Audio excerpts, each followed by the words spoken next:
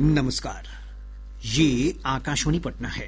अब आप खालिद रशीद से प्रादेशिक समाचार सुनिए। केंद्रीय वित्त मंत्री निर्मला सीतारमण कल लोकसभा में वित्तीय वर्ष 2026-27 का बजट प्रस्तुत करेंगी। लोकसभा के बाद बजट की प्रति राज्यसभा में पेश की जाएगी।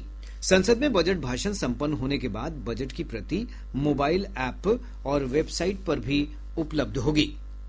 सामयिक चर्चा के तहत आज केंद्रीय बजट 2026-27 से पूर्व बजट से आम लोगों की अपेक्षाओं पर आधारित विशेष कार्यक्रम का प्रसारण रात्रि 7:52 से आकाशवाणी पटना से किया जाएगा। बिहार विधानमंडल का बजट सत्र 2 फरवरी से शुरू हो रहा है। यह सत्र 27 फरवरी तक चलेगा। इस दौरान कुल 19 बैठकें होंगी। बजट सत्र के पहले दिन राज्यपाल आरिफ मोहम्मद खां विधानमंडल के विस्तारित भवन के सेंट्रल हॉल में विधानसभा और विधान परिषद के सदस्यों को संबोधित करेंगे। इसी दिन आर्थिक सर्वेक्षण पेश होगा और राज्यपाल द्वारा स्वीकृत अध्यादेशों की प्रति सदन पटल पर रखी जाएगी। सत्र के दूसरे दिन 3 फरवरी को वित्तीय वर्ष 2026-27 का बजट पेश होगा।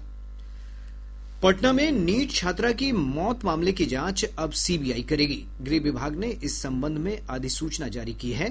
अधिसूचना में स्पष्ट किया गया है कि सीबीआई न केवल जांच करने बल्कि आवश्यक कार्रवाई के लिए राज्य और इससे जुड़े अन्य स्थानों पर शक्तियों का प्रयोग करने के लिए अधिकृत है। पटना केंद्रीय प्रक्षेत्र के आईजी को भी इस मामले से संबंधित सभी आवश्यक दस्तावेज सीबीआई को उपलब्ध कराने के निर्देश दिए गए हैं। गौरतलब है कि पटना के चित्रगुप्त नगर थाना क्षेत्र में एक हॉस्टल में रहने वाली छात्रा की संदिग्ध स्थिति में मौत हो गई थी। प्रादेशिक समाचार आप आकाशवाणी पटना से सुन रहे हैं। स्वास्थ्य सेवा महानिदेशालय डीजीएचएस ने बताया है कि नीट पीजी परीक्षा के लिए राउंड 3 काउंसिलिंग प्रक्रिया फिर शुरू हो चुकी है। सोशल मीडिया पोस्ट में डीजीएचएस ने बताया कि काउंसिलिंग प्रक्रिया नए पंजीकरणों की सुविधा के साथ फिर शुरू की गई है। अधिक जानकारी मेडिकल काउंसिलिंग कमेटी की वेबसाइट पर उपलब्ध है। केंद्र सरकार ने देश भर में किसानों के बीच 25 करोड़ से अधिक मृदा स्वास्थ्य कार्ड वितरित किए हैं। यह योजना वर्ष 2015 में शुरू की गई थी। इसका उद्देश्य भूमि में पोषक तत्वों की कमी को दूर करना है। पिछले वर्ष जुलाई तक इस योजना के अंतर्गत 93,000 से ज्यादा किसानों को प्रशिक्षण दिया गया है।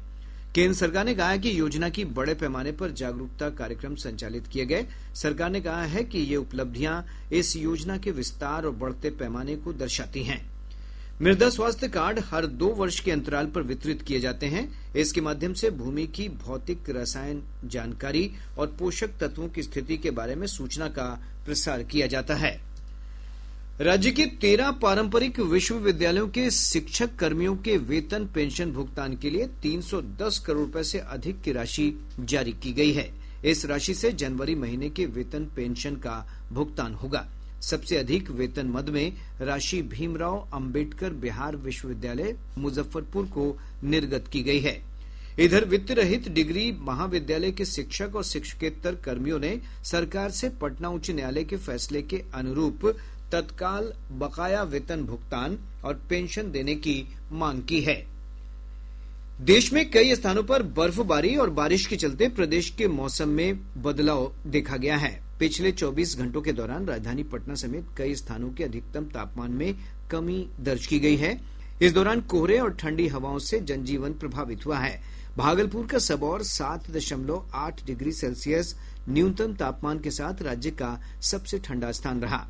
मौसम विभाग ने अपने पूर्वानुमान में कहा है कि सर्द हवाओं के कारण राज्य के उत्तर मध्य और दक्षिण मध्य भागों में विभिन्न स्थानों पर ठंड में बढ़ोतरी होगी।